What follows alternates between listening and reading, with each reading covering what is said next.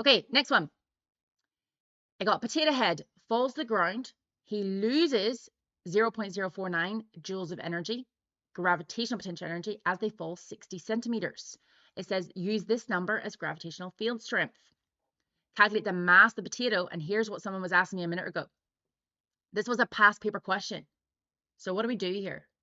What do we do here? What's my equation that I'm going to use? It says gravitational potential energy.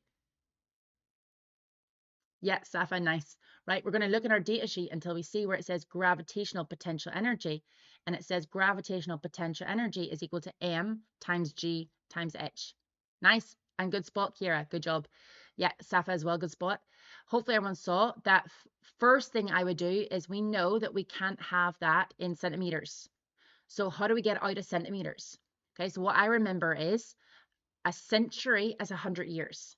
So 100 centimeters are in 1 meter, right? So century, like in history, is 100 years. So to get out of the centimeters, what we do here is we divide by 100. Eddie, good job. So if I divide that by 100, I'm going to get 0.6. So that's why it's 0.6 meters. So I get 1 mark just for writing 0.6 my test. Yep, Pippa, nice. Angie, nice. So what I'm going to do now is it told me the energy. So it told me the energy in joules. So it said 0.049 equals some mass times some g. It says we're going to use 9.8 times, oh, say it perfect again, good job, times 0.6. Okay, we're going to make our life easy, right? I don't like having all these numbers. So what I'm going to write now is I'm going to get rid of this part. So in my calculator, what I would do if I was you, I would do 9.8 first times by 0.6. So I would do was 9.8 times by 0.6 just to get rid of it because I don't like it there. And it says 5.88. Yep, Isoking, good job. So times by 5.88. James, nice. So now if I just want to get mass by itself, what do we do to both sides to get rid of that? So we just have the mass by itself. Fazia, that's a nice way to think about it, but because this number is positive, no, we just keep it positive. Yeah, good job. The opposite of multiplying, yeah, Shannon, nice, is divide. So we're going to divide both sides by 5.88. So divide both sides by 5.88. What I do to one side, I do to the other. Nice. So in our calculators, what we do now is we just do our answer.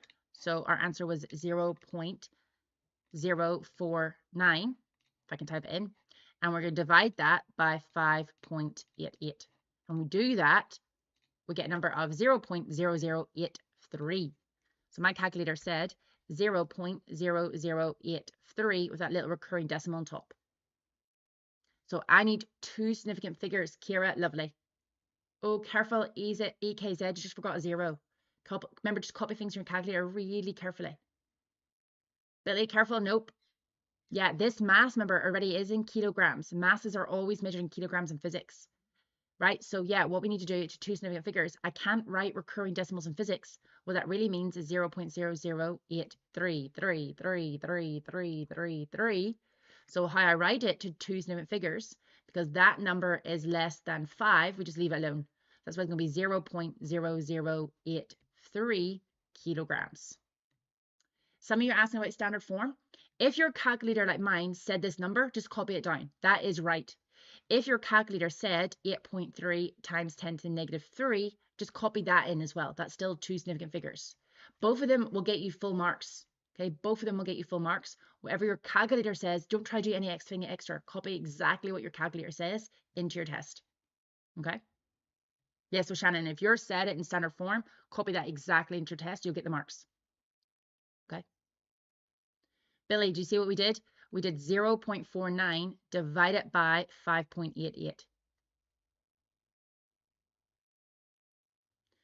Jack Simmons, that's just you rearranging it. Yeah, Ali, so you would write 8.3, 2 significant figures, 2 numbers, times 10 negative 3. Yeah.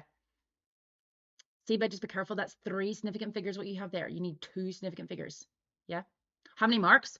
So this one would be 1, 2, 3, 4, 5. This would be a 6 marks. 6 marks because I asked you to give the unit.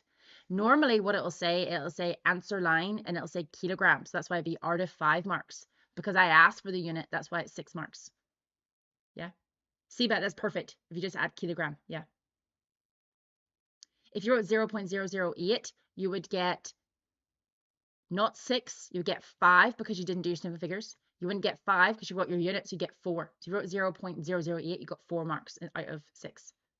I know it sounds generous, but no, yeah, they give you lots of marks for this stuff.